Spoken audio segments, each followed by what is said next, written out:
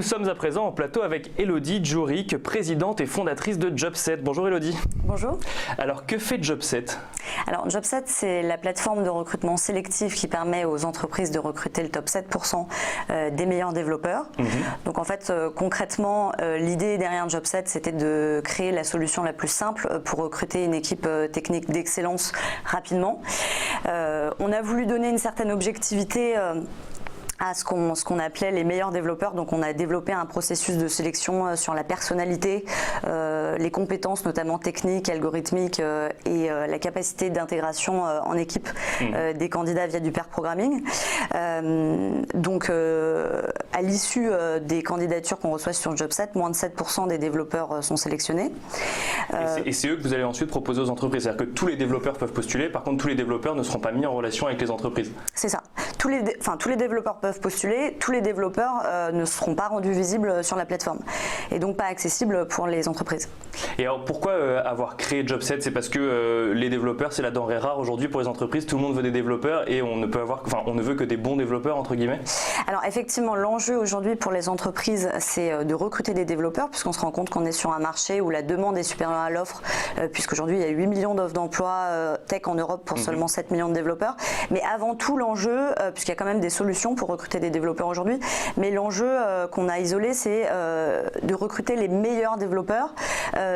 Donc c'est aujourd'hui le métier de Jobset. Et pourquoi les meilleurs? Simplement parce qu'on se rend compte que ça a un impact très important sur la transformation digitale des entreprises et également la croissance des startups. Et alors comment on fait pour recruter les meilleurs développeurs? Parce que j'imagine que toutes les entreprises veulent les meilleurs développeurs.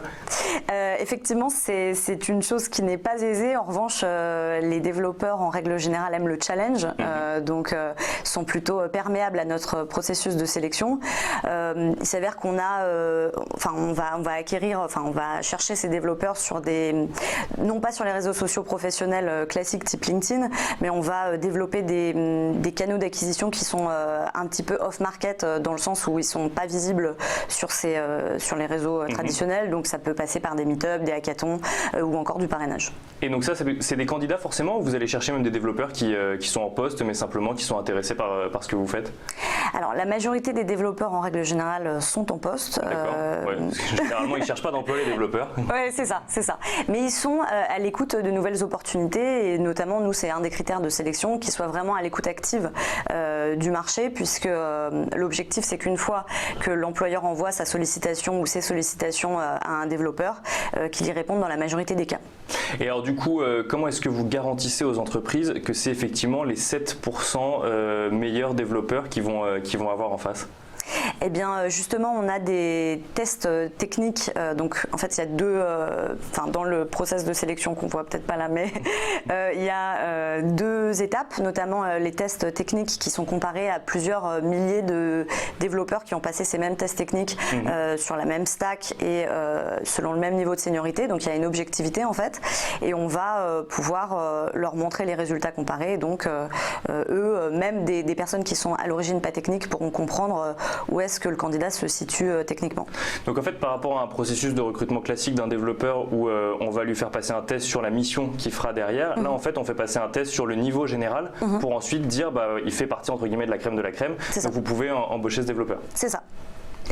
Oui, allez-y, je vous en prie. Et également des tests de pair programming qui nous permettront de voir la capacité d'un développeur à travailler en équipe, c'est-à-dire il travaillera avec un développeur senior issu de notre réseau et on verra sa capacité à interagir avec lui. C'est ça, parce qu'il n'y a pas que les compétences en fait, techniques, il y a aussi la capacité à s'intégrer dans une équipe, et vous parliez tout à l'heure de tests de personnalité aussi. Oui, alors il y a c'est les tests de pair programming par exemple, c'est un très bon exemple pour voir comment on va interagir, on va réagir face à un problème. Est-ce qu'on va y répondre? Est-ce qu'on va communiquer? Ou est-ce qu'on va juste bloquer? Ou comment ça va se passer? Et est-ce que vous échangez un petit peu avec les entreprises? Du coup, qu'est-ce qu'elles vous disent? Enfin, j'imagine que du coup, il y a des recrutements qui se font sur la plateforme. Est-ce qu'ils sont contents? Est-ce qu'ils ont conscience du coup qu'ils ont recruté les meilleurs parmi ceux qu'ils pouvaient avoir? Oui, tout à fait. Alors aujourd'hui, on a plus de 2000 clients qui nous font confiance pour leur recrutement. On a lancé Jobset il y a 1 an et demi. Donc on a un taux de retour qui est très important. Donc on considère que le résultat est là. Et on vient d'ailleurs d'ouvrir Jobset en Suisse, puisqu'on a beaucoup de nos clients qui sont des grands comptes, qui ont leur filiale là-bas et qui ont besoin d'accélérer leur recrutement. Donc c'était aussi leur souhait de nous voir dupliquer notre solution. Et donc c'est la demande en fait de vos clients qui vous a fait ouvrir le marché suisse. C'était pas forcément une volonté de départ de Jobset. C'était un besoin très important et également une volonté puisque on souhaite attaquer le marché international et en 2019 on ouvrira l'Allemagne avec Berlin. Donc les développeurs vont sur la plateforme, ils passent le test. Ils l'ont, bon bah tant mieux, ils l'ont pas, du coup ils sortent de la plateforme tout simplement. C'est ça, alors c'est pas aussi radical que ça, puisqu'il y a le test ensuite de pair programming qui nous permet d'avoir plus d'objectivité, on va dire, sur leur niveau technique, et également ils sont en capacité de repasser ces tests, puisqu'il y a une communauté qui est très bienveillante, qui permet aux développeurs d'apprendre de leurs pairs et donc de s'améliorer en permanence, donc c'est pas pour toujours s'ils ne sont pas sélectionnés sur Jobset. Est-ce que justement, en fait, vu que c'est une plateforme de mise en relation quelque part avec d'un côté des développeurs donc hautement qualifiés et de l'autre des entreprises, comment est-ce qu'on fait pour aller convaincre l'un et l'autre? Vous avez parlé effectivement de Meetup pour les développeurs, donc en fait on crée des événements pour leur dire de venir sur la plateforme, et de l'autre côté il faut aller convaincre les entreprises que va y avoir réellement les meilleures personnes sur cette plateforme.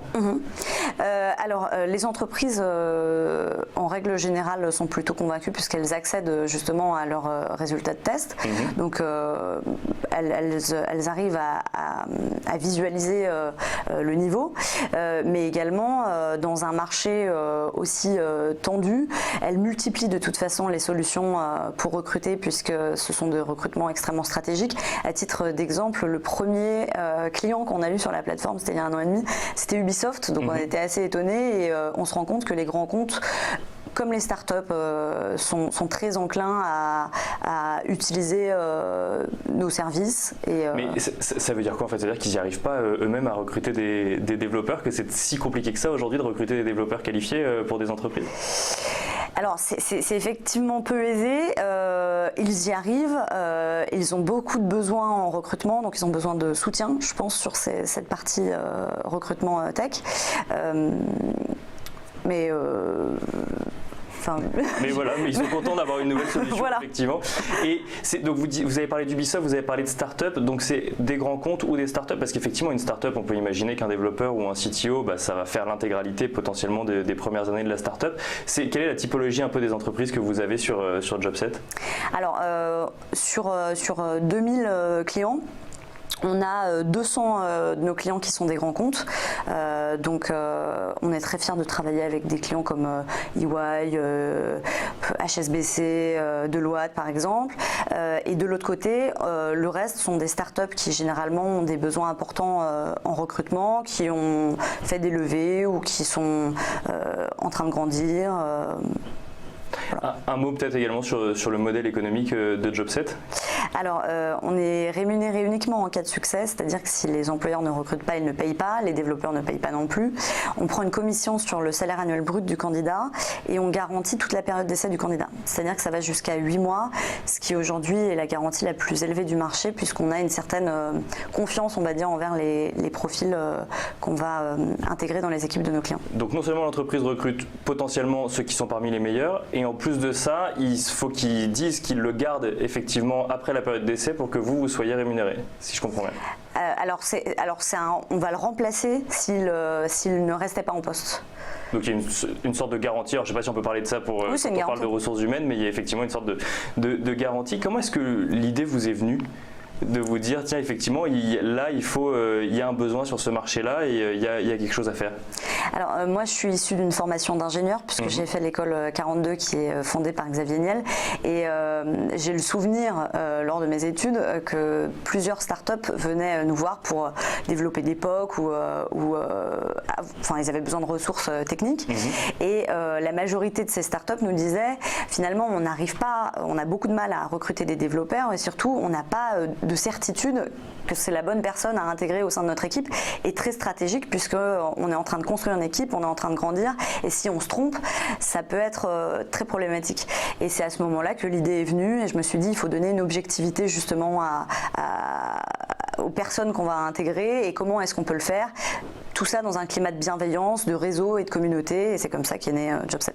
Parce que la crainte, c'était effectivement que les compétences du développeur soient pas en adéquation avec les besoins, ou alors tout simplement que ça s'intègre pas dans l'équipe ou dans le projet, dans les startups qui venaient vous voir. C'est ça, c'était ça les craintes des entreprises? C'est ça.